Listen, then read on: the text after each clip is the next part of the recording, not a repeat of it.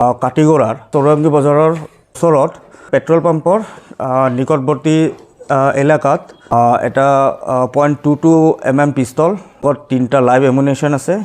Suspected দুটাকৈ gold biscuit.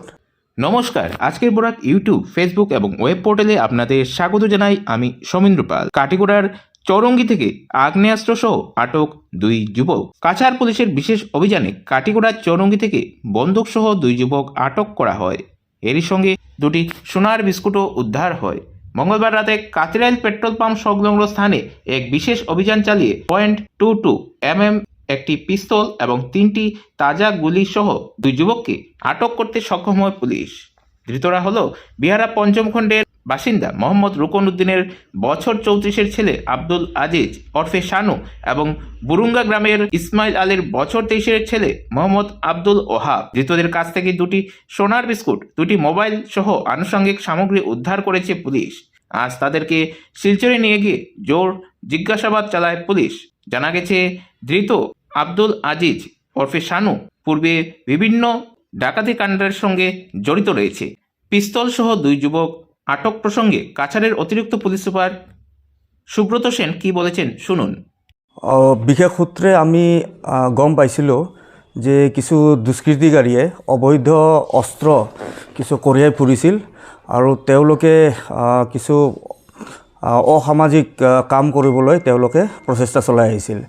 আৰু ইয়াৰ সন্দৰ্ভত আমাৰ কাছাৰ পুলিচে এক অভিযান চলায় আৰু অভিযানকালত কাটিগড়াৰ সমীপত যি চৌৰংগী বজাৰ আছে, এই চৌৰংগী বজাৰৰ ওচৰত এক পেট্ৰল পাম্প আছে আৰু পেট্ৰল পাম্পৰ নিকটৱৰ্তী এলেকাত মোহাম্মদ আব্দুল আজিজ, যাক শানু বুলিও জনাজাত, 34 বছৰ বয়স, তেওঁৰ ঘৰ বিহাৰা, আৰু মোহাম্মদ আব্দুল ওহাব, তেওঁৰ ঘৰ বুৰুঙ্গা PS কালাইন।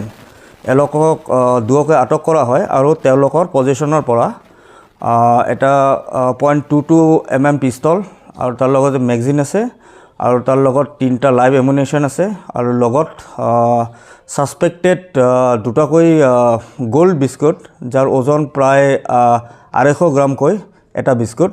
তাৰ লগত আছিল দুটাকৈ মোবাইল ফোন, সিম কাৰ্ড, স্ক্ৰু ড্ৰাইভাৰ।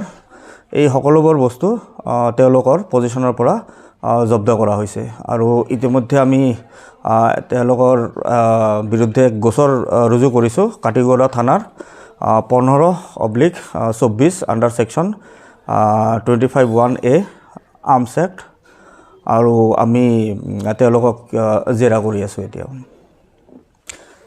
আমি তদন্ত কৰি আছোঁ। এতিয়াও এইটো প্ৰাৰম্ভিক পৰ্যায়ৰ তদন্ত, তো এতিয়াও গোটেইখিনি বস্তু হোৱা নাই, এতিয়ালৈকে কোনো ইয়াত আহি পোৱা নাই। এতিয়ালৈকে তদন্ত কমপ্লিট হ'লেহে আমি গম পোৱা যাব যে তেওঁলোকে ক'ৰ পৰা এই অস্ত্ৰসমূহ ক'ৰ পৰা তেওঁলোকে কিনে, ক'ত সৰবৰাহ কৰে, আৰু তেওঁলোকৰ মানে ফৰৱাৰ্ড আৰু বেকৱাৰ্ড লিংকবোৰ কি, যে এইবোৰ যে লৈ আহিছে এইবোৰতো তেওঁলোকে আগত মানে কেনেকুৱা ধৰণৰ ঘটনা সংঘটিত কৰা তেওঁলোকৰ প্লেন আছিল বা পৰিকল্পনা আছিল, এইটো আমাৰ গোটেইখিনি বস্তু যেতিয়া আমি ইনভেষ্টিগেট কৰিম তাৰপিছতহে আমি আপোনালোকৰ ওপৰত মানে বহুলভাৱে এইখিনি তথ্য আপোনালোকৰ ওপৰত মানে ক'ব পাৰিম।